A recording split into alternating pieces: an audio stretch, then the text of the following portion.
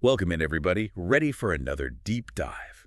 Today, we're tackling Bitcoin, but through a pretty interesting lens, the Winklevoss twins. Ah, the Winklevoss twins. Most people probably know them from that whole Facebook thing with Zuckerberg, right? Right, exactly.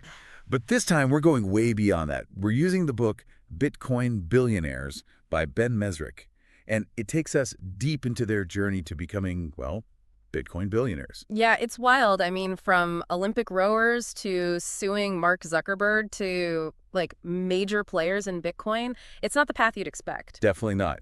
And what's really fascinating is how their experiences, like with Facebook and traditional finance, actually kind of set them up to embrace this whole new world of like decentralized finance. It's a great point. The book really challenges that image a lot of people have of them, not just the guys who sued Zuckerberg. Totally. So we're going to dig into all of that. Their early passion for tech, how their family influenced their work ethic, and like the key moments that got them interested in Bitcoin. It's a story that I think a lot of people will find surprising, for sure.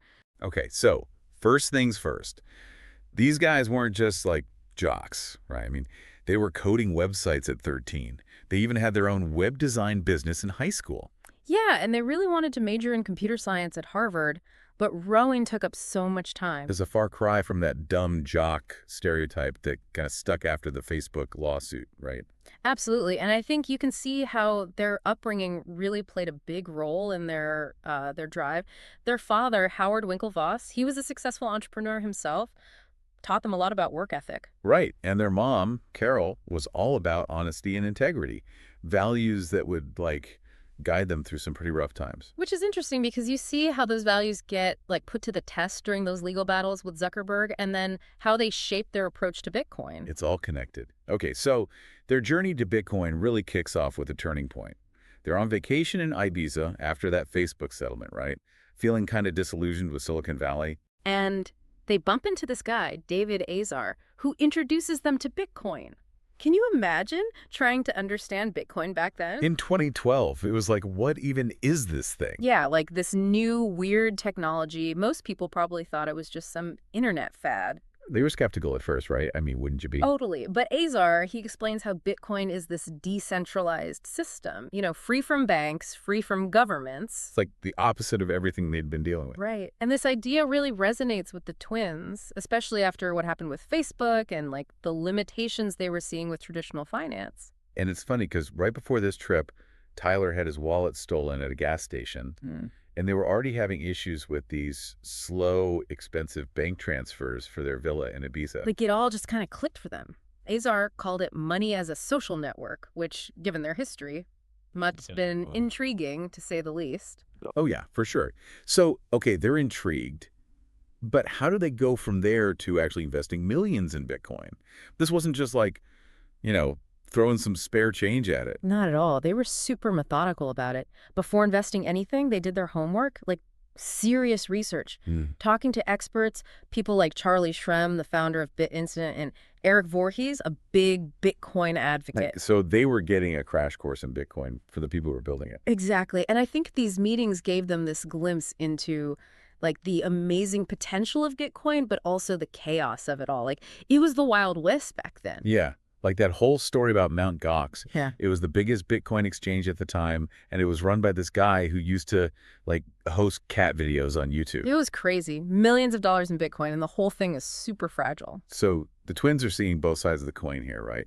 The potential and the huge risks. Definitely. And then you've got Charlie Shrem himself. He's like this young, energetic Bitcoin evangelist, right? Running BitInstant, which was one of the first companies that let you easily buy Bitcoin with cash. But he was operating in this legal gray area, which eventually landed him in prison, right? Right, which I think underscores just how risky this all was. I mean, the twins are seeing both the promise of this revolutionary technology and the very real dangers that came with it. Yeah, for sure.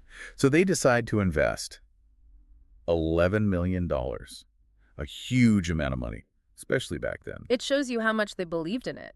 But they also knew they had to protect their investment, so they did some pretty wild things. Like what? They created these things called paper wallets, basically printing out their Bitcoin keys offline to avoid hacking. They even smashed computers and hard drives to make sure their private keys were totally gone. Wow, talk about taking security seriously. It's a stark contrast to what happened with Facebook, right? Where they felt betrayed by that system. With Bitcoin, they were in control, relying on cryptography and decentralization, not on any single institution. It's like they were taking their destiny into their own hands. And this is just the beginning. They weren't content to just sit back and watch their investment grow. They wanted to shape the future of Bitcoin. And that's where their advocacy work comes in. Trying to bring Bitcoin into the mainstream, talking at conferences, meeting with influential people, even pushing for regulation. Which is interesting because at that time, Bitcoin was still very much associated with, like, the dark web and criminal activity. They faced a lot of pushback, both from the traditional financial world and even within the Bitcoin community itself. People like Roger Ver, right? Yeah. A hardcore libertarian who saw Bitcoin as this tool for complete freedom from government. He wanted to use Bitcoin for things like Silk Road, that online black market. Very different vision from the twins who believed in responsible regulation and working within the system. It highlights this like ideological battle within Bitcoin, right? Freedom versus responsibility, a debate that's still going on today. Exactly. And then, on top of all this, you have the Mt. Gox collapse. The biggest Bitcoin exchange in the world, gone just like that. It was a huge blow to the whole community, reinforced that image of Bitcoin as risky and unreliable. So the twins are dealing with all this. Internal conflicts, regulatory hurdles, the fallout from Mt. Gox. And then another major setback hits. Charlie Shrem, their CEO at BitInstant, gets arrested for money laundering. It must have felt like one thing after another. It makes you wonder, how did they keep going? Their commitment to Bitcoin was seriously being tested. And that's where we'll pick up in the next part of our deep dive. We'll explore how they navigate this crazy landscape, their fight for regulatory approval, and what ultimately happens to their Bitcoin trust. Stay tuned, because this is just getting started. It's crazy to think that even after all that, the collapse of Mt. Gox, Charlie Shrem getting arrested, the twins actually doubled down on Bitcoin. Yeah, it's almost like those setbacks made them even more convinced, like they realized, okay, for this thing to really work, it can't stay in this, like, Wild West phase. So they start pushing for regulation. Yeah. That seems kind of counterintuitive, right? Mm-hmm. Bitcoin's all about freedom from those systems. It is interesting, but I think they understood that for Bitcoin to be taken seriously, to actually become mainstream, it needed some rules, some structure. So they focused on New York, right? It was becoming this hub for, like, fintech and all that. Yeah, and they ended up testifying at these big hearings held by the New York State Department of Financial Services. These hearings were a big deal, right? Like trying to figure out how to regulate this whole new world of virtual currencies. Huge. And the atmosphere was tense. You had regulators worried about all the risks, lawmakers freaking out about illegal stuff, and then the Bitcoin folks fighting for their right to innovate.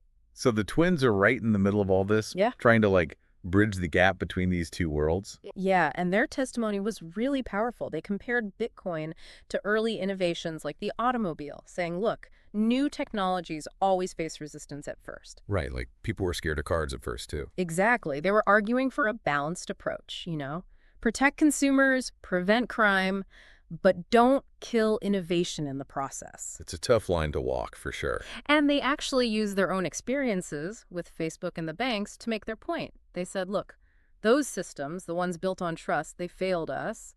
Bitcoin's different.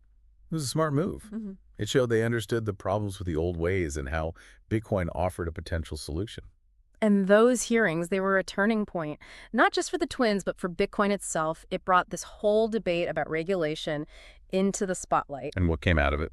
The Bit license, a whole regulatory framework for virtual currency businesses in New York. It was controversial. Some people said it was too restrictive, but it was a landmark moment. New York became, like, a legitimate player in the Bitcoin world. And while all this is happening, there's this other side of the story. Remember Charlie Shrem, the BitInstant guy? He ends up pleading guilty to charges connected to Silk Road and goes to prison. It's a reminder that this whole thing, this Bitcoin revolution, wasn't without its casualties. Exactly. Like, even with the best intentions, the early days were just so risky, so chaotic, it's easy to get caught up in it. So Shrem's story takes a dark turn. But the twins, they're still pushing for their Bitcoin trust, Coin N, to get approved by the SEC. And that was another long, tough battle, rejection after rejection. The SEC, they're notoriously slow and cautious, especially with something as new and volatile as Bitcoin. It's like these two worlds colliding. The fast-paced, constantly changing world of tech and the slow, bureaucratic world of government. And on top of that, the Bitcoin market is going crazy. Huge price swings driven by speculation, rumors, everything. Can you imagine trying to convince the SEC to approve something based on that? It must have been frustrating. But to their credit, the twins never gave up. They truly believed in Bitcoin, not just as an investment, but as something that could change the world. Yeah, they talked about empowering individuals, creating more transparency, a fairer financial system. And it wasn't just about money, it was about power. Shifting power away from these huge institutions and back to the people. Meanwhile, Mark Zuckerberg, their old rival, Mm-hmm. he's starting to face his own problems. Facebook is getting hit with all these scandals, privacy issues, election meddling, all that stuff. It's almost poetic, right? The twins, who were once seen as the victims, are now advocating for this more decentralized, responsible approach to technology. While Zuckerberg, the supposed winner, is dealing with the consequences of his centralized empire. It makes you think maybe the twins ended up on the right side of history, even if it took a while to get there. It's a good point. So after years of fighting, they finally get a huge win. 2017, the SEC approves Coin, their Bitcoin trust. It was massive. It opened the door for institutional investors, gave Bitcoin more legitimacy, really changed the game. So in a way, they kind of won in the end. They achieved what they set out to do, even though it was a long, difficult road. And the crazy thing is, their story is far from over.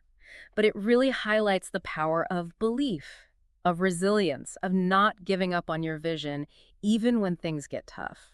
Their journey is a reminder that sometimes the underdogs, the ones who are willing to challenge the system, they end up shaping the future. And that's something worth remembering as we navigate this world of rapidly changing technology and try to figure out what it all means for us.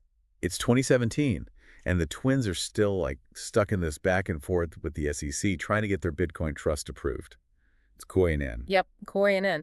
And it really shows you the clash between Silicon Valley time and, well, government time. It's like Bitcoin moves at the speed of light and the SEC is still using dial-up, right? Something like that. And remember, this is all happening while Bitcoin itself is just going nuts. The price is up, it's down, it's all over the place. I mean, I get why the SEC would be hesitant. It's like, how do you regulate something that's so unpredictable? It's a good point. But the twins, they never waver. It's almost like their rowing background, you know?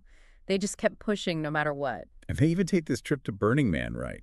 In the middle of all this. Yeah, that always struck me as interesting. Here they are fighting for the future of finance, and they decide to go hang out in the desert with a bunch of artists and techies. Maybe they needed a break, some perspective. Or Yeah. maybe they were just looking for inspiration. Who knows? But they actually run into Dustin Moskovitz there. Remember him? Another Facebook co-founder. Yeah, and someone who was right there with them during those early Facebook battles. It's a brief encounter, but it kind of hints at maybe some healing, some moving on from all that drama. It's like even in this world of constant disruption and change, there's still room for forgiveness and growth. Definitely. And speaking of moving on, while the twins are at Burning Man, Mark Zuckerberg's facing his own problems. Facebook's getting slammed with all those scandals, right? Mm-hmm. Privacy issues, data breaches, all that stuff. Yeah, the Cambridge Analytica thing, election interference, it all starts to unravel. It's a stark contrast to the twins, who are now pushing for this more ethical, decentralized approach to technology. It's almost like they learned from their experience with Facebook and applied those lessons to Bitcoin. They saw firsthand the dangers of too much centralized power. Right. And their vision for Bitcoin, it wasn't just about making money. It was about giving people more control over their data, their finances, their lives. A more level playing field, basically. Exactly. And finally, after years of pushing,